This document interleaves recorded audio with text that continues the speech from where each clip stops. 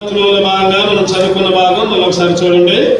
కీర్తనలో 4:33 వచ్చు 507 page number 507 దగ్గర కదా ఎవరైనా నా జీవిత కాలం అంతయు నేను యెహోవాకు కీర్తనలు పాడెదను, నేనున్నంత కాలము నా దేవుని కీర్తించెదను. నేనున్నంత కాలము నా జీవిత కాలం అంతా ఈరోజు ఒక తీర్మానంలోకి రావా, నేను బ్రతికినంత కాలం, నేను చనిపోయేదాకా నా జీవిత కాలం అంతా నేను యెహోవాకు కీర్తనలు పాడెదను, నేనున్నంత కాలము నా దేవుణ్ణి కీర్తించెదను. ఇంకా కింద ఉంది ఇంకో మాట 34 వచ్చిన ఆయనను కూర్చిన నా ధ్యానము ఆయనకు ఇంపుగా ఉండును గాక, నేను యెహోవా యందు సంతోషించదు. ఎవరిలో సంతోషం చెప్పండి? ఎవరిలో? యెహోవాలో, దేవునిలో సంతోషం, దేవునిలో ఆనందం, దేవునిలో స్తుతి. ఈరోజు మన జీవితాల్లో ఎట్లా ఉండాలంటే, రక్షణ పొందాం, మారుమనస్సు పొందాం, బాప్తిసం తీసుకున్నాం, మందిరానికి వస్తున్నాం అంటే ఏదో ఒక వారంతో సరిపోకూడదు, లేదా ఒక నెల, లేదా ఒక సంవత్సరం, లేదా పండగప్పుడు, క్రిస్మస్ అప్పుడు, జనవరి అప్పుడు, లేదా గుడ్ ఫ్రైడే, ఈస్టర్ అప్పుడు కాదు. ఎప్పుడు దాకా చెప్పండి? ఎప్పుడు దాకా? జీవితకాలం అంతా. కొన్ని సీజన్లు వస్తూ ఉంటాయి, కొన్ని సీజన్లు సంవత్సరంలో కొన్ని సీజన్లు వస్తాయి.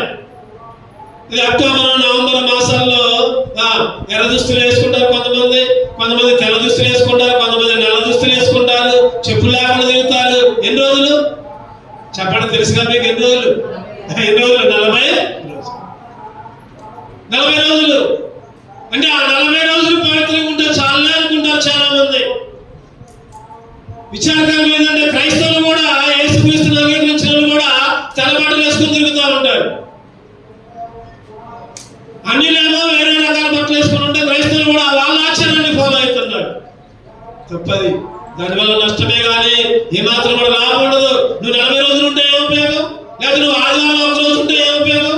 లేదా పండగప్పుడు ఉంటే ఏం ఉపయోగం? లేదా ఒక సంవత్సరం ఉంటే ఏం ఉపయోగం? ఎప్పుడు దాకా ఉండాలి చెప్పండి? బైబిల్ అంటుంది కదా, నా జీవిత కాలం అంతా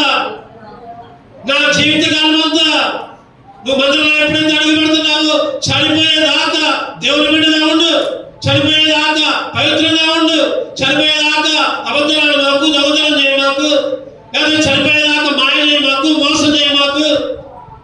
ఒక 10 రోజులు మంచిగా పవిత్రంగా ఉండి 11వ రోజు ఫుల్ దాగొచ్చింది అనుకోండి, చేసింది మొత్తం ఏమైంది? చేసింది మొత్తం అర్థమైంది. కొంతమంది ఆదివారాలు మాత్రమే క్రైస్తవులుగా ఉంటారు. ఆదివారం ఎంతో శ్రద్ధగా ఉంటారు. మిగిలిన రోజులు దేవుని మందిరమే గుర్తుకు రాదు వాళ్ళకి. బుధవారం గుర్తుకు రాదు, శనివారం గుర్తుకు రాదు. ఇంకా సంతోషపడే వాళ్ళు పోనీలే ఆదివారం వస్తున్నారని సంతోషపడాలి. అది కాదు మనకు కావాల్సింది. దావీదు అంటున్నాడు కదా, నా జీవితకాలం అంతా ప్రతిరోజు. అందుకనే దావీదు దేవుణ్ణి ఒక వరం అడుగుతాడు. ఏ వరం చెప్పండి? ఎన్నోసార్లు చెప్పుకున్నాం మనం. అయ్యా, నీ మందిర ద్వారాల దగ్గర నివసించే భాగ్యాన్ని అయ్యా, నీ మందిరంలో నివసించే భాగ్యాన్ని అయ్యా, నీ మందిరంలో గడిపే భాగ్యాన్ని అయ్యా.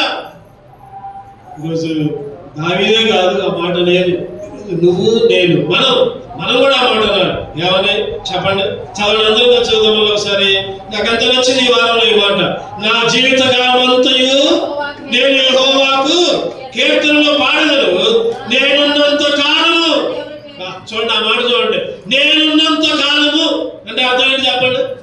నేను బ్రతికినంత కాలం, చచ్చేదాకా. ఒక రోజు ఏమో ఒక దేవుడు, ఒక రోజు ఒక దేవుడు. సీజన్ల దేవుడు కాదు మన దేవుడు. మన దేవుడు శాశ్వతమైన దేవుడు, ఆయన రక్తాన్ని కాచిన దేవుడు, పాపాలను కడిగిన దేవుడు, పాపాన్ని రూపుమాపిన దేవుడు, పాపాన్ని తుడిచివేసిన దేవుడు, పాపాన్ని పారదోలిన దేవుడు. ఎక్కడి నుంచి ఎక్కడ దాకా పారేశాడు చెప్తారా? Very good. తూర్పు నుంచి పడమటి దాకా. తూర్పు ఏమో ఇటు ఉంటుంది, పడమరేమో ఇటు ఉంటుంది. తూర్పు నుంచి పడమర దాకా మన పాపాలన్నీ పారేశాడంట. ఆయన కనపడకుండా ఎక్కడ వేసుకుని చెప్పండి, మన పాపాలన్నీ వీపుకి వెనగేసుకున్నాడు. మనమైతే సందర్భంతో చాలు ఏదో ఒకటి పలానా అప్పుడు చేసినవుగా, అప్పుడు ఎటు చేసినవుగా, అటు చేసినావు, నేను మర్చిపోలేదులే అంటారు. మళ్ళీ పైపెచ్చు నాకు అన్ని గుర్తున్నాయిలే అంటారు. అది మనిషి లక్షణం, అది కాదు. దేవుని బిడ్డల లక్షణం ఎట్లా ఉండాలంటే జీవిత కాలం అంతా నేను యెహోవాకు కీర్తన పాడెదను, నేను ఉన్నంత కాలము నా దేవుణ్ణి కీర్తించదును. ఇంకో మాట ఉంది ఇక్కడ, ఆయన గురించిన నా ధ్యానము ఆయనకు ఎట్లా ఉండాలంట, ఇంపుగా మందిరంలోకి వచ్చిన తర్వాత కాదు, ఇంపుగా మందిరంలో రాకముందు కూడా ఇంపుగానే ఉండాలి. ఈ మధ్య విశ్వాసులే కోపంగా మాట్లాడుకుంటున్నారు. విశ్వాసం మీద విశ్వాసులే కోపాలు తాపాలు చిన్న చిన్న విషయాలకే. దేవుడు మనకు అది నేర్పల. ఏం నేర్పాడంటే చెప్పండి, ఏమన్నాడంట, ఆయన గురించి ధ్యానం చేసినప్పుడు మన మాటలు ఎట్లా ఉండాలంటే ఇంపుగా, ఎవరికి కష్టం లేకుండా ఉండాలి. అవసరమైతే వాళ్ళు తప్పు చేసినా సరే మన మాటలు ఇంపుగా ఉండాలి, ప్రేమగా ఉండాలి. ఇంకా నేను యెహోవా యందు దేవునిలో సంతోషం. డబ్బులో కాదు, ఆరోగ్యంలో కాదు, చెప్పడక మనకున్న నివాసాల్లో, మనకున్న ఇళ్లను బట్టి కాదు సంతోషం, మనకున్న రథాలను బట్టి కాదు, మనకున్న గుర్రాలను బట్టి కాదు. కొందరైతే గుర్రాలను బట్టి కానీ రథాలను బట్టి కానీ అతిశయపడుదురు. నేనైతే నా దేవుడైన యెహోవాను బట్టి అతిశయం. అది అతిశయం. అనుకున్న ఏది కాదు, దేవుడే ఇచ్చాడు, దేవుడే తీసుకుంటాడు. ఈరోజు ఆరోగ్యం లేదా అనారోగ్యం, బాధలు, కష్టాలు లేదా సంతోషం వచ్చినప్పుడు ఎగిరి కత్తేసి, దుఃఖం వచ్చినప్పుడు మొహం మార్చుకుని కూర్చోవడం కాదు, అది కాదు. జీవితకాలం అంతా దేవుని స్తుతించాలి. ఈరోజు మన అంశం ఏంటంటే ఆరాధనోత్సవాలు జీవితకాలం అంతా క్లుప్తంగా ఒక 5 విషయాలు చెప్తాం. జీవితకాలం అంతా దేవుడు నీకు నాకేం చేశాడు, క్లుప్తంగా ఒక 5 విషయాలు చూసుకుని మనం ఆరాధించుకుందాం. మొదటిగా హెబ్రీయులకు రాసిన పత్రిక 2వ అధ్యాయం 14వ వచనం. హెబ్రీయులకు రాసిన పత్రిక 2:14. కాబట్టి ఆ పిల్లలు రక్త మాంసములు గలవారైనందున ఆ ప్రకారమే మరణం యొక్క బలము గలవారిని, అనగా అపవాదిని మరణము ద్వారా నశింప చేయుటకును, జీవిత కాలమంతయు మరణ భయము చేత దాస్యములకు లోబడిన వారిని విడిపించుటకును ఆయన కూడా రక్త మాంసములో పాలువాడైన. జీవిత కాలం అంతా అంశం ఏంటి చెప్పండి, ఏంటి మన అంశం? జీవిత కాలం అంతా దేవుడు నీకు నాకు ఏం చేశాడు? ఒక 5 విషయాలు చెప్తాం. జీవిత కాలం అంతా ఒకటోది ఏం చేశాడంటే, జీవిత కాలం అంతా మరణ భయాన్ని తప్పించాడు. చెప్పండి, ఏం తప్పించాడు? మరణ భయాన్ని, చావు భయాన్ని, లేదా సమాధిని. జీవితం అదేంటి ఎప్పుడో ఒకరోజు చచ్చిపోతాం మనం. ఎవరు చచ్చిపోయేది? శరీరం చచ్చిపోతాం.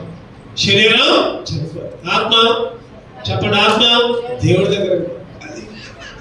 జీవిత కాలం అంతంటే ఈ లోకంలో ఉన్నప్పుడు, చనిపోయినప్పుడు కూడా. అయ్యా, ఒకప్పుడైతే చచ్చిపోతే నరకమే, చచ్చిపోతే అగ్నిగుండమే, చచ్చిపోతే పాతాళమే. కానీ ఇప్పుడైతే ప్రభా జీవితకాలం అంతా ఆ పాతాళనే భయం లేకుండా చేశావు, అగ్ని అనే మాట లేకుండా చేశావు, అగ్నిగుండం, 2వ మరణం. ప్రభా నా జీవితకాలం అంతా ఒకప్పుడైతే మరణం ఉండే భయం, చావు ఉండే భయం, ఇప్పుడైతే బ్రతుకుట క్రీస్తే. చెప్పండి, పూర్తి చేయండి. చావైతే లాభం, బ్రతుకుడైతే క్రీస్తే. అందుకనే దేవుని స్తుతించాలి. జీవితకాలం అంతా ఏంటంట? మరణ భయం. మన చుట్టూ కూడా మరణ బంధకాలు చుట్టుకున్నాయి. మరణ బంధకాలు. కీర్తనలు 116:3 చదవండి. కీర్తనలు 116:3 514 పేజీలో. మరణ బంధకములు నన్ను చుట్టుకొనెను, పాతాళపు వేదనలు నన్ను పట్టుకొనెను, శ్రమయు దుఃఖము నాకు కలిగెను. అప్పుడు యెహోవా దయచేసి నా ప్రాణమును విడిపింపుమని యెహోవా నామమును బట్టి నేను మొర్ర పెట్టుతిని. మరణ బంధకాలు అంట. ఏ బంధకాలు చెప్పండి? మరణ బంధకాలు, పాతాళపు వేదనలు, శ్రమ, దుఃఖం, కష్టం, ఇవన్నీ నువ్వు నేను అనుభవించావు. మరణ బంధకాలు, పాతాళపు వేదనలు, శ్రమ, దుఃఖం, బాధ, కష్టం, అన్ని నిందలు, అవమానాలు, ఎన్నో ఎన్నో. దాన్ని పోతుంటే 100 మంది అలా మాట్లాడతారు.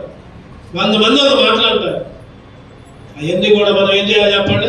పట్టించుకోకూడదు. దాన్ని పోతుంటే ఒక ఏనుగంట రోడ్డు మీద పోతుందంట. పెద్ద లేదు ఏనుగు. చూసారు ఎప్పుడన్నా? చూసే ఉంటారు. ఏనుగు రోడ్డు మీద పోతుంటే 100 కుక్కలు వచ్చినాయంట. 100 కుక్కలు వచ్చి పొరుగుతా ఉన్నాయంట. ఏం చేస్తున్నాయి చెప్పండి? ఇది పెద్ద జంతువు లాగుంది, మాకంటే పెద్దగా ఉందని మొరుగుతా ఉన్నాయంట. దాని నుంచి మురుక్కుంటూ వస్తున్నాయంట. ఆ ఏనుగు ఒక్కసారి తోకనట్ట కదిలించిందంట. ఒక్కసారి 100 కుక్కలు పారిపోయాడు. ఆ తోకని. ఈరోజు నువ్వు నేను ఎటువంటి వాళ్ళం అంటే ఏనుగు లాంటి వాళ్ళు, సింహం లాంటి వాళ్ళు. ఎందుకంటే మన తండ్రి యూదాగోత్రపు సింహం. చెప్పండి, మన తండ్రి ఎవరు? యూదాగోత్రపు సింహం. ఆయన సింహం బిడ్డలు చెప్పండి. సింహం బిడ్డలు సింహాలే. ఆ కుక్కలు నక్కలేదయా? సింహం బిడ్డలు సింహాలాగానే ఉండాలి. 100 మంది 100 మాటలన్నా కూడా అసలు పట్టించుకునే కూడదు. వాటి గురించి అసలు ఏది అనుకోకూడదు అంటారు మనుషులు. లోకులంట కాకులు అంటారు. సామెత ఉంది, లోకులు. ఈరోజు ఎంతమంది ఏదన్నా సరే మన పని మనం చేసుకోవడమే. దేవుడు మనకి ఇచ్చిన దాన్ని బట్టి దేవుడి పని చేసుకోవడం, మన పని మనం చేసుకోవడం. ఎవరన్నా కూడా నువ్వు అంత అట్ట చేస్తున్నావు వాళ్ళ దగ్గర తగాద పెట్టుకోకూడదు. అట్లా చేస్తే సింహం వల్ల ఏమైందంటే పిల్ల అయిపోదు. ఈరోజు అందుకనే దేవుడు అంటున్నాడు కదా, జీవితకాలం అంతా మరణ భయం నుంచి విడిపించాలి. జీవితకాలం అంతా ఎప్పుడు దాకా చెప్పండి? జీవితకాలం అంతా మరణ భయం. ఆ రోజు పేతురు కూడా యేసుక్రీస్తు ఏమో సముద్రం మీద నడుచుకుంటూ వస్తాడు. పేతురు కొంతమంది శిష్యులు చూశారు, అమ్మో పోతాం నేల మీద నడుచుకుంటూ వస్తున్నారు. అంతలోకి యేసుక్రీస్తు వచ్చి, నేనేం పోతాను కాదు, దేని కాదు, నేను యేసుని అంటే, ప్రభువా నేను కూడా వస్తా, ప్రభువా నేను కూడా వచ్చానా అంటే, నా పేతురు అన్నాడు. పోతున్నాడు, నేల మీదనే నడుచుకుంటూ పోతున్నాడు. యేసు వైపు చూశాడు, నేల మీద నడుచుకుంటూ పోతున్నాడు. ఆశ్చర్యం. చెప్పండి, ఎవరు నడుస్తారా నేల మీద నడుస్తారా? ఎవరు నడవరు. యేసుక్రీస్తు నడిచాడు, పేతురు కూడా నడిచాడు. యేసు వైపు చూచినంత కాలం మరణమే లేదు, దుఃఖం లేదు. ఎప్పుడైతే గాలిని చూశాడు, లోకాన్ని చూశాడు, అబ్బా నేను చూడి ఎట్లా నడుస్తున్నాను అని అనుకున్నాడు. వెంటనే ఏమైంది? మునిగిపోతున్నాడు. వెంటనే కేకలు, భయం, అయ్యో నేను చచ్చిపోతున్నా. పేతురికి మరణ భయం. కానీ యేసయ్య లాగాడు. యేసు వైపు చూస్తే ప్రభా, ఒకప్పుడైతే లోకం వైపు చూశా, ఒకప్పుడైతే చదవనమాట. మత్తయి సువార్త 8వ అధ్యాయం పేతురు గురించి రాయబడి. మత్తయి సువార్త 14:30. మత్తయి సువార్త 14:30. గాలిని చూచి భయపడి మునిగిపోసాగి, ప్రభువా నన్ను రక్షించమని కేకలు వేసుకుని, వెంటనే యేసు చెయ్యాపి అతను పట్టుకొని, అల్ప విశ్వాసి ఎందుకు సందేహం? పేతురికి మరణ భయం వచ్చింది. పేతురికి ఏమొచ్చింది చెప్పండి? మరణ భయం. ఈరోజు పేతురే కాదు, ఒకప్పుడు నువ్వు నేను కూడా మరణ భయం చేత తలడలుగా అగ్ని పాతాళ మరణ బంధకాలు చుట్టుకొని ఉండగా మునిగిపోసాగుతుండగా పేతురు ఈ సముద్రంలో లోకంలో మునిగిపోతుంటే మరణ భయం. అటువంటి మరణ భయాన్ని జీవితకాలం అంతా తప్పించాడు. అందుకే దేవుణ్ణి స్తుతించాలి. ఒకటోది జీవితకాలం అంతా మరణ భయం లేకుండా చేశాడు. రెండోది చూద్దారండి. రెండవది కీర్తనలు 63 కీర్తనలు 63 6 కాగా నా జీవితకాలం అంతయు నేను ఇలాగున స్తుతించదను, నీ నామమును బట్టి నా చేతులెత్తెదను. నీవు నాకు సహాయకుడు అయింటివి, నీ రెక్కల చాటును శరణొచ్చి ఉత్సాహమని చేసేదను. జీవితకాలం అంతా దేవుడు ఏం చేస్తున్నాడు చెప్పండి? సహాయము, రెక్కల చాటున భద్రత. ఒకటోది జీవితకాలం అంతా మరణభయం లేదు. రెండోది జీవితకాలం అంతా సహాయం చేసేవాడు. జీవితకాలం అంతా చెప్పండి రెక్కల చాటున భద్రత ఇచ్చేవాడు, కాపాడేవాడు. ఈరోజు దేవుడు జీవితకాలం అంతా సహాయం చేసే దేవుడు. చిన్న సహాయం, పెద్ద సహాయం, లేకపోతే ఎవరో చేయలేని పనులు ఈ లోకంలో దేవుడు మాత్రమే చేస్తున్నాడు. దేవుడు మాత్రమే చేస్తున్నాడు. ఇంకెవరు కూడా సహాయం చేసే వాళ్ళు ఎవరు లేరు. 118 కీర్తనలు 118 7 చదవండి. కీర్తనలు 118:7 యెహోవా నా పక్షము వహించి నాకు సహకారి అయి ఉన్నాడు.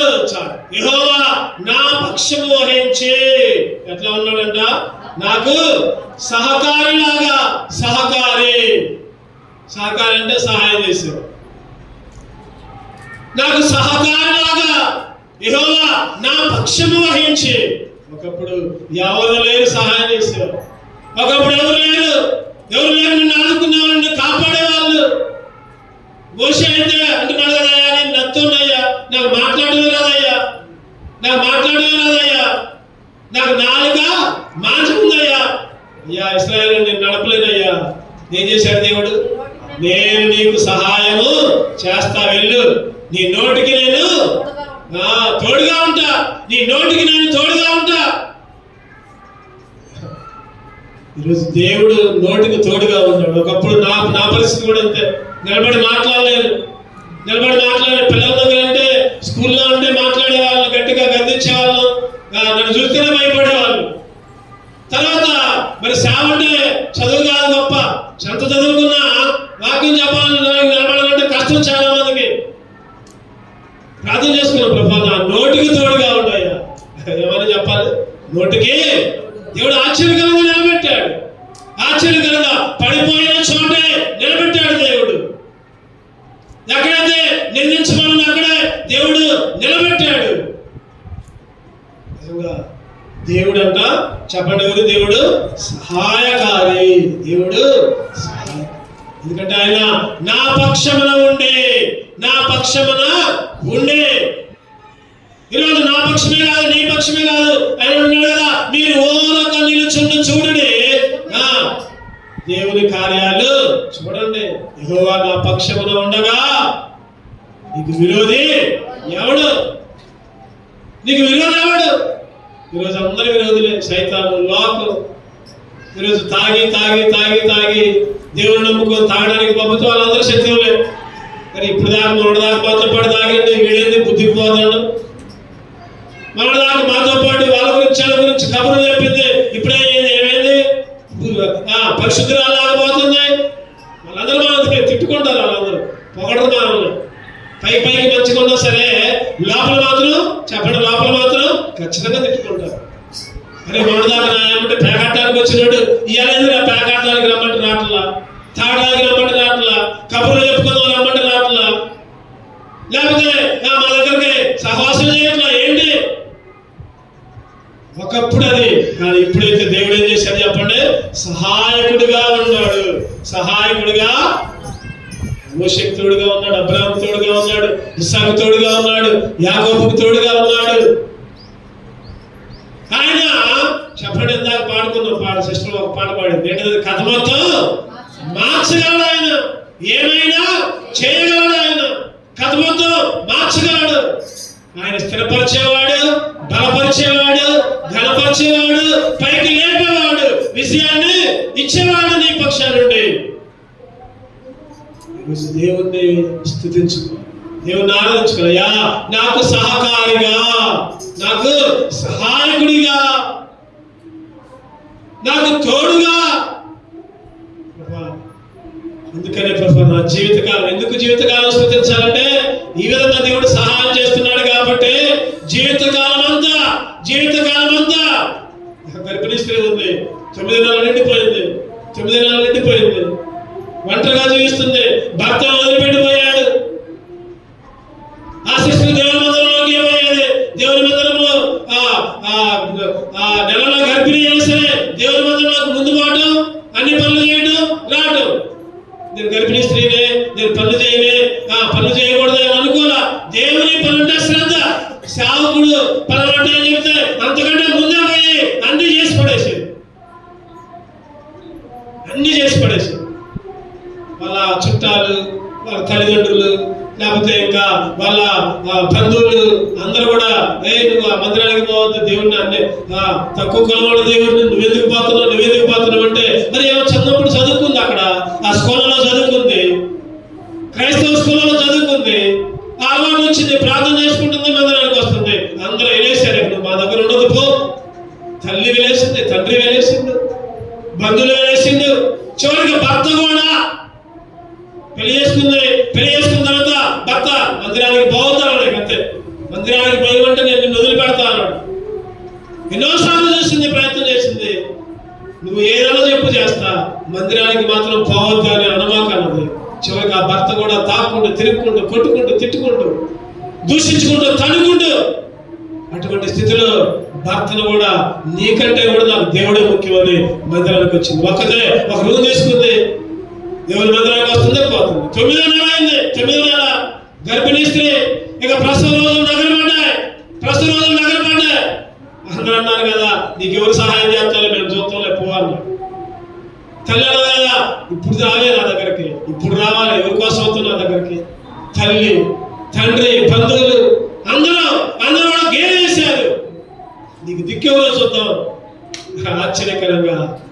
ఆశ్చర్యకరంగా ఆ మంత్రపోలే మొత్తం చేశారు, ఆ విశ్వాసులే మొత్తం అన్ని సఫలం మొత్తం ఖర్చు డబ్బులు వేసుకున్నారు, అందరితో డబ్బులు వేసుకున్నారు, మంచి ఏసీ హాస్పిటల్ తీసుకెళ్లారు, మంచిగా 4 రోజుల దాకా ఇల్లే ఖర్చు, ఇల్లే వండి పెట్టారు, ఇల్లే చేశారు. చూడండి, నిజంగా తల్లి దగ్గర ఉన్నా కూడా అన్ని పరిచయం చేయదు. మందిరం వల్ల రోజుకు 1 వంతులు వేసుకున్నారు. సేవకుడు కదా, అమ్మా ఈ రోజు ఒక కుటుంబం అన్నాడు, ఈ రోజు ఒక కుటుంబం. ఆ విశ్వాసంలో లోపడ్డారు, వెళ్ళారు. మాకు పనులు ఉన్నాయి, మాకు కుదరదులే అన్నా ఎవరు. ఈరోజు నిజంగా చెప్పండి, ఆ స్త్రీకి ఎవరు సహాయపడ్డారు? దేవుడే సహాయపడ్డారు. దేవుడే. ఎవరి ద్వారా చెప్పండి? ఎవరి ద్వారా? విశ్వాసం ద్వారా, దేవుని బిడ్డల ద్వారా. ఎప్పుడైనా గుర్తుపెట్టుకోండి, బయట అన్యుల దగ్గర నుంచి సహాయం తీసుకోవద్దు. మనం అన్యుల దగ్గర నుంచి కొంతమంది ఒక్కోసారి బాధ వేసింది. క్రైస్తవులే అన్యుల దగ్గర పోయి మేము అది చేస్తున్నాం, మా మందిరానికి అది ఇవ్వండి, లైటింగ్ పెట్టండి, లేకపోతే భోజనాలకి బియ్యం బొట్లు ఇవ్వండి, లేకపోతే అది చేయండి. చెయ్యి జాసే వాళ్ళు కాదు మనం. చెప్పండి, మనలో మనమే విశ్వాసమే సమకూర్చుకోవాలి, మనలో మనమే చేసుకోవాలి. అంతేగాని అన్యుల దేవుణ్ణి అంగీకరించిన వాళ్ళ దగ్గర పోయి చెయ్యి రాపడానికి కాదు దేవుడు నిన్ను రక్షించింది. ఈరోజు దేవుడు నిన్ను సహాయం చేసేవాడిని నేనే నీకు తోడుగా ఉంటా. నీతి అని నా దక్షిణాస్తముతో నీకు సహాయము చేస్తా.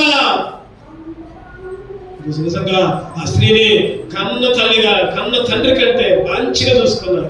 తర్వాత వచ్చారు మందిరంలోనే ఒక విశ్వాసి, అమ్మా నువ్వు మా దగ్గర ఉండు, నిన్ను నీ పిల్లగాడిని మేము పోషిస్తాం.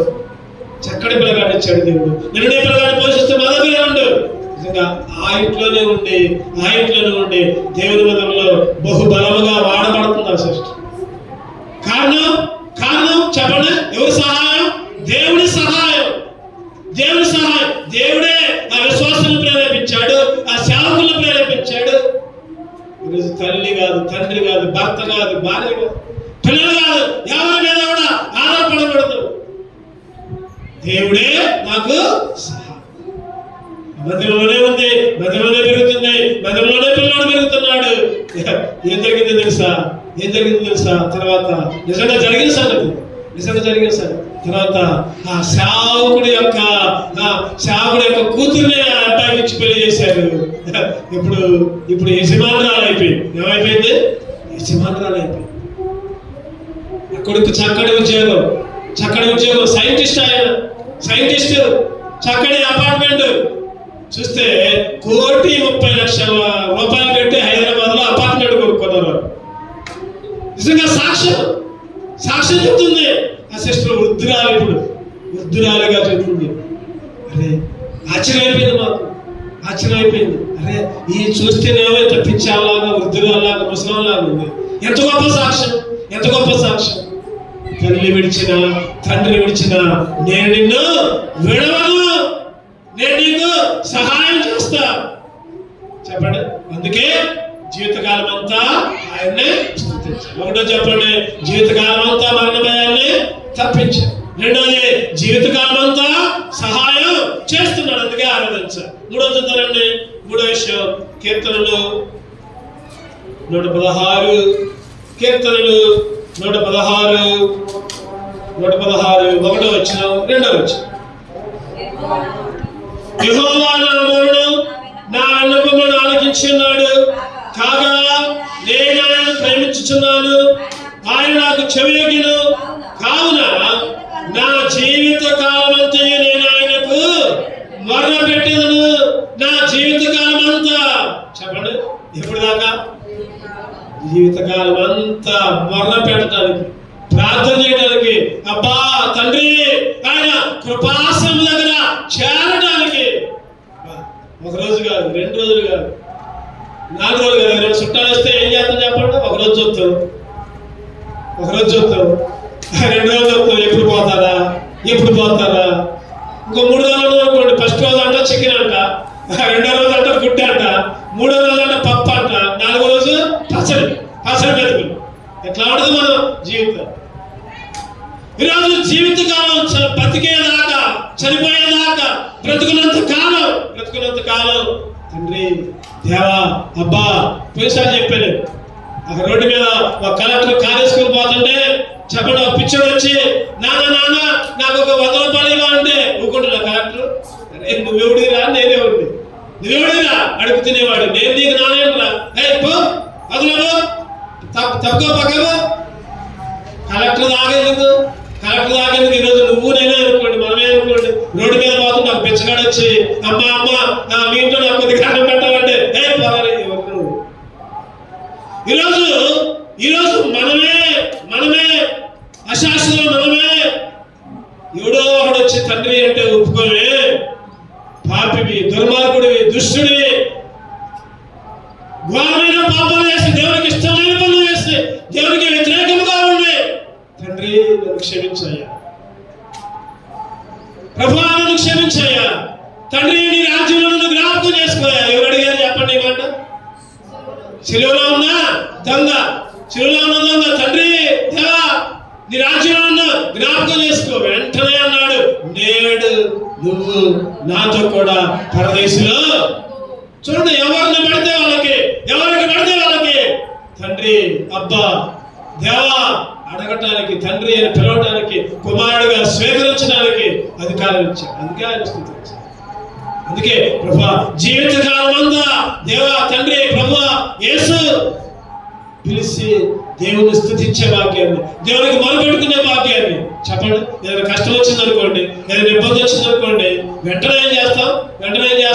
సేవకులకు ఫోన్ చేసి, అన్న ఈ ఇబ్బంది ఉందన్న ప్రార్థన చేయండి అన్న చేస్తాం. మళ్ళీ విశ్వాసం చెబుతాం, మళ్ళీ ఇంకేం చేస్తాం? వ్యక్తిగతంగా దేవుడా నాకు ఈ సమస్య ఉందయ్యా, నాకు ఈ బాధ ఉందయ్యా, దేవుణ్ణి అడుగుతాం, తండ్రి అని అడుగుతాం, దేవుణ్ణి అడుగుతాం. ఈరోజు ఎవరికి చెప్పుకునేదే కాదు, దేవునికి మాత్రమే మొరపెట్టుకునే భాగ్యాన్ని, దేవుణ్ణి మాత్రమే. అందుకనే ఎబ్రీయులకు రాసిన గ్రంథకర్త అంటాడు కదా, ధైర్యముతో, చెప్పండి, ధైర్యముతో కృపాసనము చేరతాం. వెళ్ళేదాము మరి ధైర్యముతో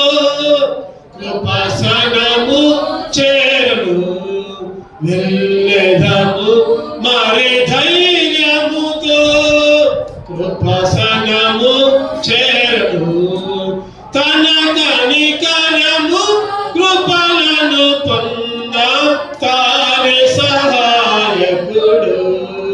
తన కనికరము కృపలను పొంద తానే సహాయకుడు. చెప్పండి, ధైర్యంతో పడాలి.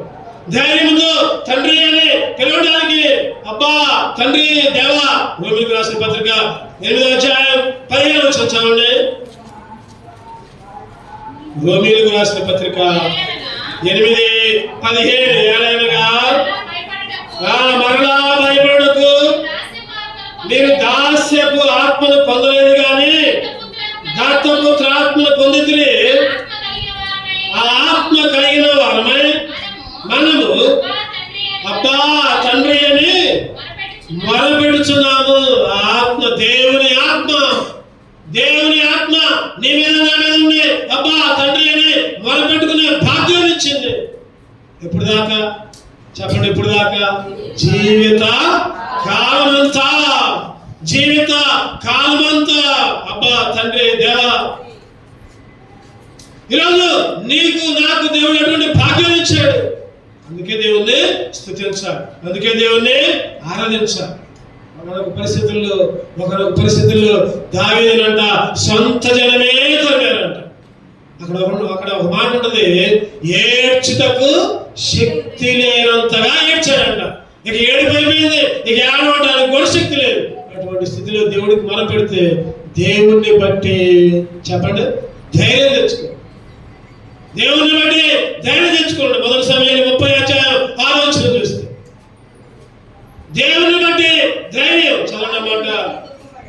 1 సమూయేలు 30:36 దావీదు మిక్కిలి నొక్కబడెను, మరియు తమ తమ కుమారులను బట్టి కుమార్తెను బట్టి జనులందరికీ ప్రాణం ఇస్తున్నందున రాళ్ళు రువ్వి దావీదును చంపుదము రండని వారు చెప్పుకొనగా దావీదు తన దేవుడైన యెహోవాను బట్టి ధైర్యము తెచ్చుకొనెను. 2 సమూయేలు చివరిలో ఇంకో మాట అంటాడు, అయ్యా వాళ్ళని ఎందుకయ్యా శిక్షిస్తావు? పాపం చేసింది నేనే అయ్యా, నన్ను శిక్షించు. ఈరోజు ఇవన్నీ దేవుడికి మొరపెట్టుకునే భాగ్యం. ఎప్పుడు దాకంటే జీవిత కాలం అంతా. చెప్పండి, ఒకటో చెప్పండి, జీవిత కాలం అంతా మరణ భయాన్ని తప్పించింది. రెండవది జీవితకాలం అంతా సహాయకుడిగా ఉన్నాడు. మూడవది జీవితకాలం అంతా అబ్బా తండ్రి అని మొరపెట్టుకునే భాగ్యాన్ని ఇచ్చాడు. 4వ చూద్దామండి. 4వ కీర్తనలు 128 5వ వచనం. కీర్తనలు, సియోనులో నుండి యెహోవా నిన్ను ఆశీర్వదించును, నీ జీవిత కాలమంతయు యెరూషలేమునకు క్షేమము కలుగుట చూచెదవు. జీవిత కాలం అంతా అంట, జీవిత కాలం అంతా ఎక్కడి నుంచి చెప్పాలి? ఎక్కడి నుంచి? సియోనులో నుంచి, సియోను మందిరంలో నుంచి. చెప్పండి, మన మందిరం పేరు ఏం పేరు? కొంతమంది మందిరం పేరు కూడా తెలియాల. ఏ మందిరం మన పేరు? మన మందిరం ఏం పేరు అని అడిగిన వాళ్ళు కూడా ఉన్నారు కొంతమంది. ఈరోజు మన మందిరం పేరు ఏం పేరంటే సియోను మందిరం. సియోను మందిరంలో నుంచి, లేకపోతే సియోను నుంచి. సియోను అంటే యెరూషలేము, సియోను అంటే పరలోకం, సియోను అంటే దేవుడి స్థలం. ఏం చేస్తున్నారంటే అక్కడ నుంచి చెప్పండి, సియోనులో నుండి యెహోవా నిన్ను ఆశీర్వదించెను. ఆ ఆశీర్వాదం ఎట్లా ఉందంటే జీవితకాలం అంతా ఏమొచ్చిందంట? క్షేమము.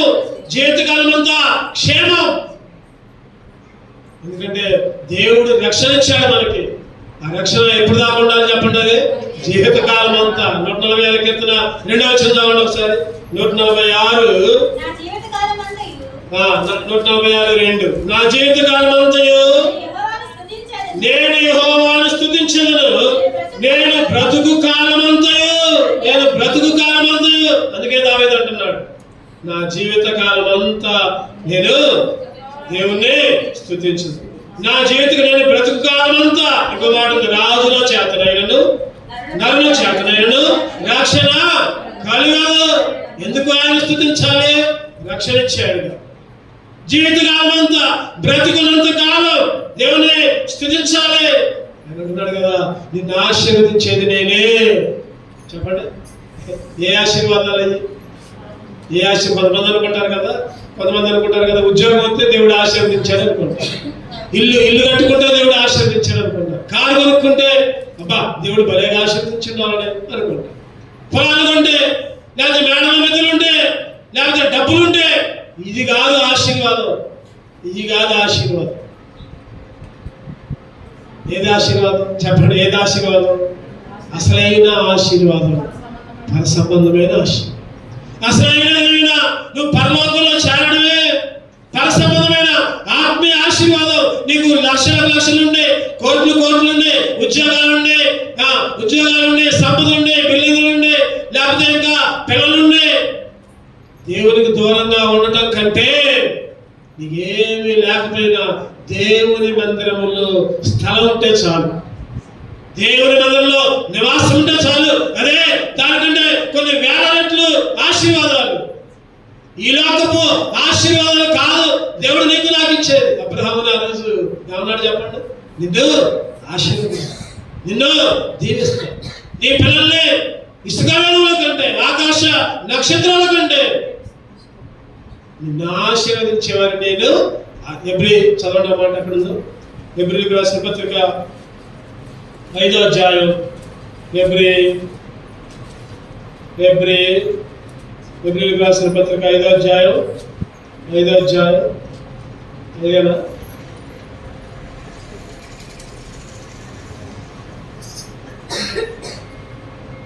6వ అధ్యాయం, ఎబ్రీలకు రాసిన పత్రిక 6వ అధ్యాయం 14 తన తోడు అని ప్రమాణము చేసి నిశ్చయముగా నేను నిన్ను ఆశీర్వదించును, నిశ్చయముగా నిన్ను విస్తరింపజేయుదును. 13వ వచనం కూడా దేవుడు అబ్రహామునకు వాగ్దానం చేసినప్పుడు తనకంటే ఏ గొప్పవాని తోడని ప్రమాణం చేయలేకపోయాను కనుక చూడండి, నిన్ను ఆశీర్వదిస్తా, నిశ్చయముగా నిన్ను విస్తరింపజేస్తా. ఎంత గొప్పదేంట, ఎంత గొప్ప ఆశీర్వాదం, ఎంత గొప్ప దీవెన ఈరోజు దేవుడు నీకు నాకు అనుగ్రహించాడు, ఆశీర్వాదం ఇచ్చాడు. ఏ ఆశీర్వాదాలు అంటే చెప్పండి? ఆ రోజు ఆదికాండం 12వ అధ్యాయం 2వ వచనంలో అబ్రహాము పిలుస్తాడు, నీ తండ్రిని వదిలిపెట్టు, నీ తల్లిని వదిలిపెట్టు, నువ్వు ఉండే ఊరు వదిలిపెట్టు, నీ దేశాన్ని వదిలిపెట్టు, ఇగో నేను చూపించే దేశానికి రా. 12:2లో దేవుడు పిలుస్తాడు, వెంటనే మేనేజర్ వస్తాడు. తర్వాత వచనాల్లో, తర్వాత అధ్యాయంలో అబ్రహాము బహు సంపద కలిగిన వాడిగా ఉన్నాడు. అబ్రహాము కంటే ఎక్కువ సంపద కలిగిన వాడు ఎవరు లేరు, అంతగనంగా ఆశీర్వదించాడు. అయినా కానీ అబ్రహాము చెప్పండి, అబ్రహాము ఎదురు చూశాడు స్థిర పునాది గల పట్టణం కోసం. చూడలేని, లేకపోతే కనపడది, లేకపోతే చూపించలే చక్కగా ఉంటుంది. ఎబ్రీ 11వ అధ్యాయంలో అబ్రహాము స్థిర పునాది గల పట్టణం కొరకు ఎదురు చూశాడు. స్థిర పునాది గల పట్టణం కొరకు ఎదురు చూశాడు. అబ్రహాముని దేవుడు అంతగా ఆశీర్వదించాడు. ఈరోజు నీకు నాకు కూడా ఎఫెసీయులకు రాసిన పత్రిక 1వ అధ్యాయం చదవడం మాట ఎటువంటి ఆశీర్వాదాలు అంటే, ఎఫెసీయులకు రాసిన పత్రిక 1:3 వచనం, మన ప్రభు అయిన యేసుక్రీస్తు యొక్క తండ్రి అయిన దేవుడు స్తుతింపబడును గాక. ఆయన క్రీస్తునందు పరలోక విషయములు ఆత్మ సంబంధమైన ప్రతి ఆశీర్వాదం, ఈ ఆశీర్వాదాలు కంటికి కనపడవు. చెప్పండి, కనపడతాయా? దేవుడిచ్చే ఆశీర్వాదాలు కంటికి కనపడవు, చెవికి వినపడవు, హృదయానికి గోచరం కావు. అటువంటి ఆశీర్వాదాలు దేవుడు నీకు సిద్ధం చేశాడు. నాకయ్యొద్దు. ఈరోజు మనుషులు ఎట్లున్నారంటే, నాకు అయ్యేందుకు, కంటికి కనపడేందుకు, కనపడే నాకు కావాలి, కనపడే ఉద్యోగాలే కావాలి, కనపడే డబ్బులే కావాలి, కనపడే మేడల మీదలే కావాలి, కనపడేది కావాలి కానీ కనపడదు నాకెందుకు? ఈ లోక ఆశలు, లోక మాయలు, లోక తలంపులు. నాకు ఆరోగ్యం కావాలి, నాకు మంచి కావాలి, నేను అన్ని హాయిగా ఉండాలి, ఏ లోటు ఉండకూడదు నాకు. అప్పుడు నేను దేవుడిని నమ్ముకుంటా. దేవుడా నాకు ఇవన్నీ ఇయ్యా. అడిగే వాళ్ళు కూడా చాలా మంది ఉన్నారు, నీకు తెలుసుకోలేదు. దేవుడా నాకు అవన్నీ అప్పుడు నీ మందిరానికి వస్తా, నేను నమ్ముకుంటా. కనబడే ఇయ్యాలంటే రేపు పోతాయి. చెప్పండి, మనం ఎంత మాత్రం బైబిల్ అంటుంది కదా, మానవుని జీవితం నీటి బుడగ లాంటి జీవితం. వర్షం వచ్చినప్పుడు చూడండి, నీటి బుడగలు పోతా ఉంటాయి. కొద్దిసేపు పోతే ఏమన్నా ఆరిపోద్ది. పువ్వుల్లో ఉండే పొద్దున్నే వికసిస్తాయి, సాయంత్రానికి ఏమో రాలిపోతాయి. రాలిపోయే పువ్వు నీటి బుడగ. త్రాసు మీద ధూళి, త్రాసు మీద ధూళి. త్రాసు మీద ధూళి ఉంటే త్రాసులో చూసినప్పుడు ఏం చేస్తాం? దుమ్ము మొత్తం దులుపుతాం. బైబిల్లో ఉన్నాయి ఇవన్నీ. మానవుని జీవితం బెత్తనాంతం అంతా చెప్పడం బెత్తనాంతం. ఈరోజు నువ్వు నేను శాశ్వతం కాదు.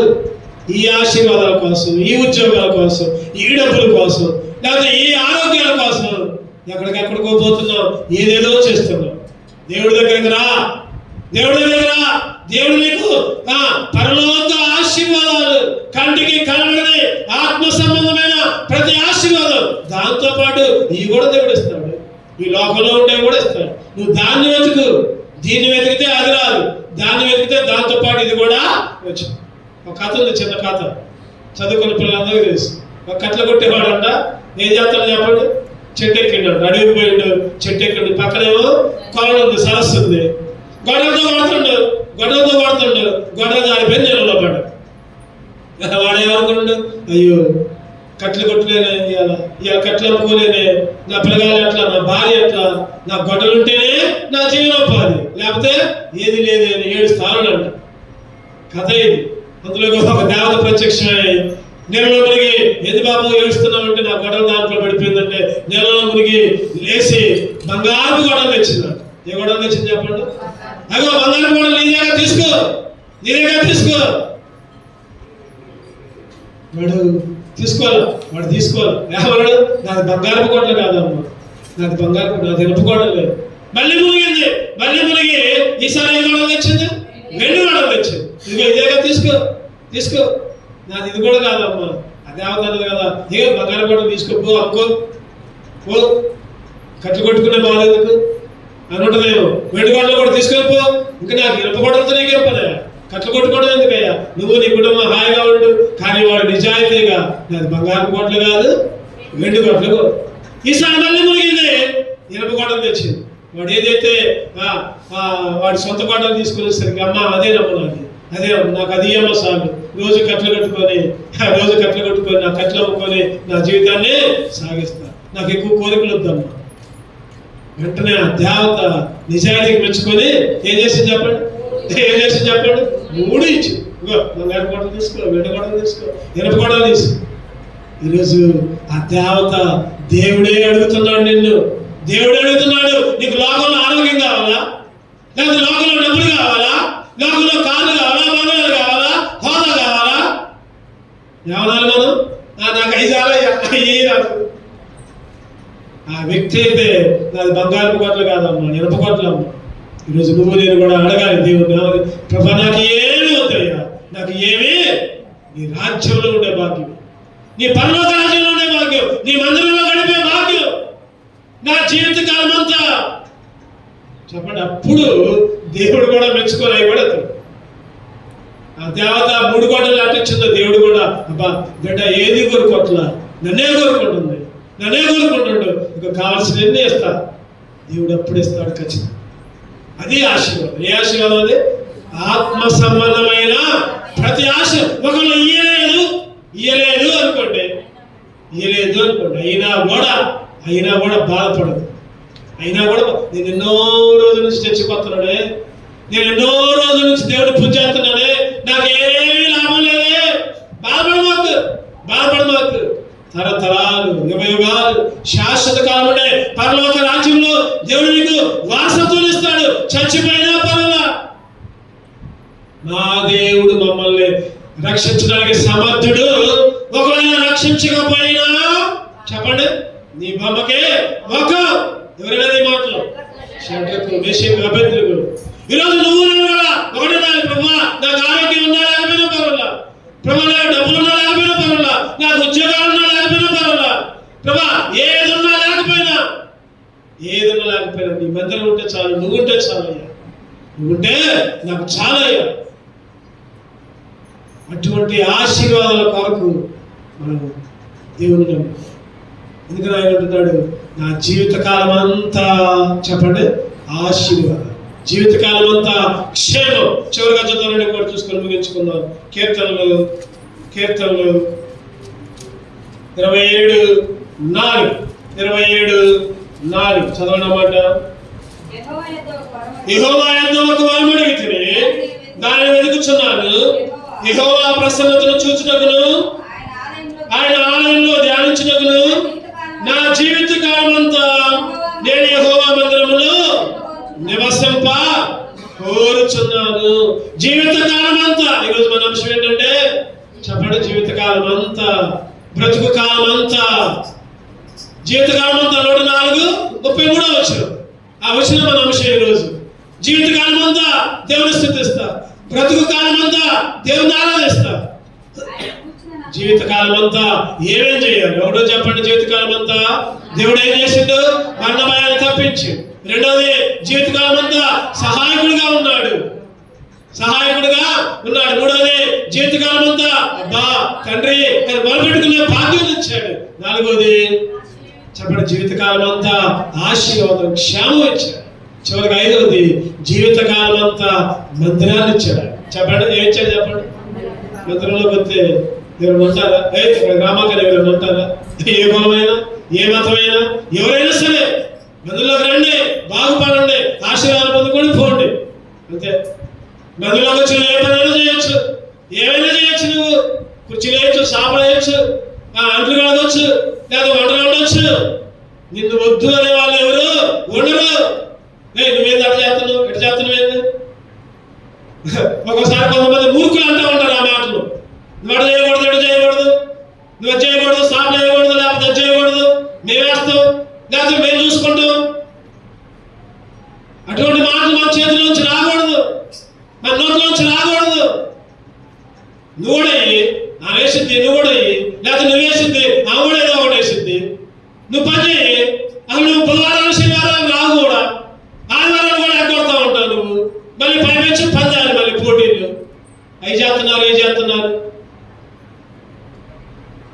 ఈరోజు దేవుని మందిరం అందరిది. చెప్పండి, దేవుని మందిరం ఎవరికి ఇష్టమైన చేయొచ్చు, చేయకుండా ఉండొచ్చు, అది నీ ఇష్టం. ఎవరు చేయమని బతిలాడు కూడా ఎవరు దేవుని మందిరంలో పని ఎవరు బతిలాడు. నువ్వు చేయి, నువ్వు లేకపోతే ఇంకా దిక్కు లేదు, నేను లేకపోతే ఇంకా దిక్కు లేదు. ఒకసారి నేనే అనుకోవచ్చేమో, నేను లేకపోతే ఎవరు చెప్పలేమో అని అనుకోవచ్చేమో.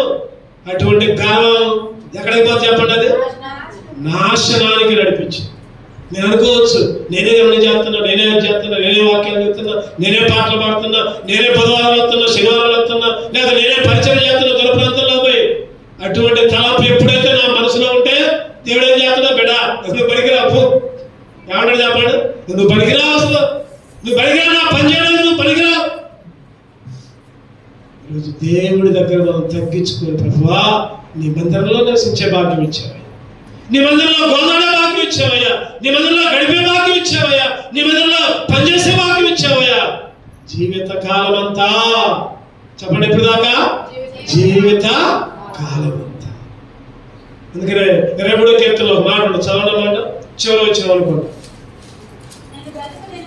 చివరి వచ్చిన 6వ వచ్చిన, నేను బ్రతుకు దినములన్నీయు కృపాక్షేమములే నా వెంట వచ్చును, చిరకాలము యెహోవా మందిరములో ఏం చేయాలంటే చెప్పండి, చిరకాలము యెహోవా మందిరములో నేను నివాసము చేస్తా.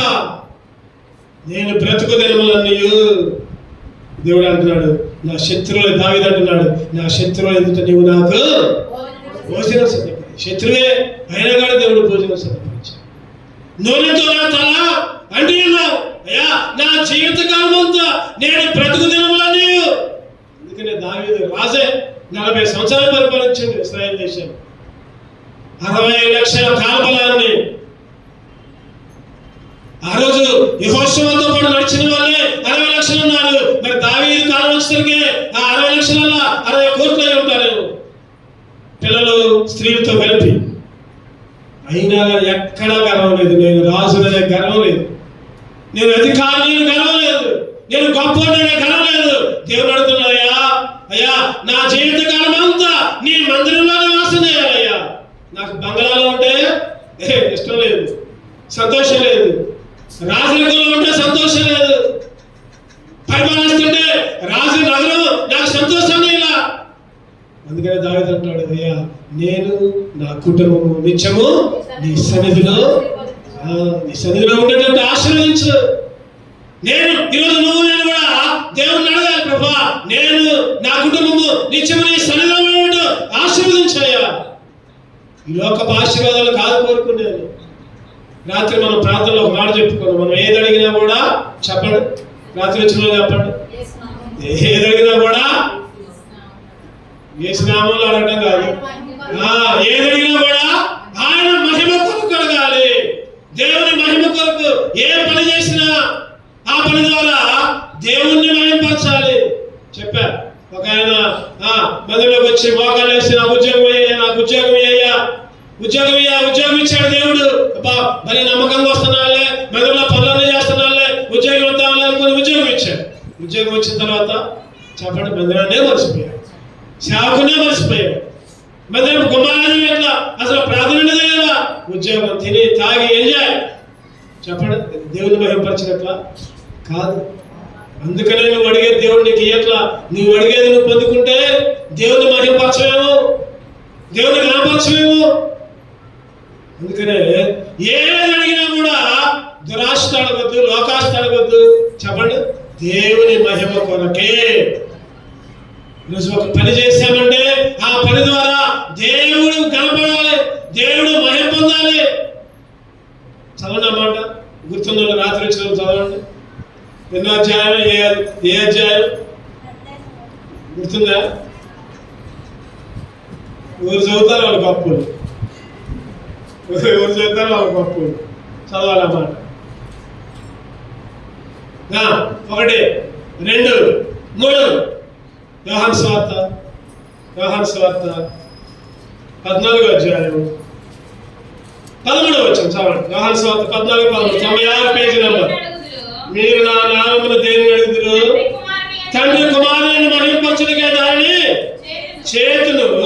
నా నామమున మీరు నన్ను ఏమి అడిగిను నేను చేతును. ఏది అడిగినా కూడా చేస్తా. కానీ ఏం చేయాలి చెప్పండి? తండ్రి కుమారుని యందు మహిమపరచబడుటకై. ఏది అడిగినా నువ్వు అడిగేది ఒక పాటలు, అయ్యా నాకు పాటలు పాడేవారం అయ్యా, చక్కగా పాటలు పాడే గొంతు అయ్యా.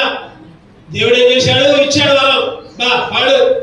అసలుకి పాట గొంతు ఎదితే చక్కగా గానకోకిలు అన్నారు, అందరూ గానకోకిలు అన్నారు. 4 రోజులే పాడింది దేవుడి పాటలు. తర్వాత ఏం పాటలు పాడింది? సినిమా పాటలు. ఎవరిని మహిమపరుస్తుంది? దేవుడు కాదు. దేవుడేమో నన్ను మహిమపరచని దేవుడు వరాన్ని ఇస్తే నీ వరాన్ని నువ్వు లోకం కొరకు ఉపయోగిస్తున్నావు. నీ కొరకు, నీ సొంత ఇంటి కొరకు, లేదా నీ సొంత కార్యాల కొరకు. అందుకనే దేవుడు చెప్పాడు మన ద్వారా. చెప్పండి, ఎవరు మహిమపరచాలి? దేవుడు. ఏ పనైనా సరే, ఏ పని చేసినా, బాత్రూమ్ అడిగినా, చాపలు వేసినా, ఊడ్చినా నేను అనే మాట రాకూడదు. గుర్తుపెట్టుకోండి, నేను చేస్తున్నా ఆ మాట రాకూడదు. అంతే. ప్రభువా ఈ పని ద్వారా నీకు మహిమ. అందుకనే దావీదు అంటున్నాడు, నేను నా కుటుంబం. చదవన మాట అక్కడ ఉంది, అది 1 సమూయేలు. ఒక్క మాట చదువుకొని మనం ముగించుకుంటాం. 1 సమూయేలు 2 సమూయేలు.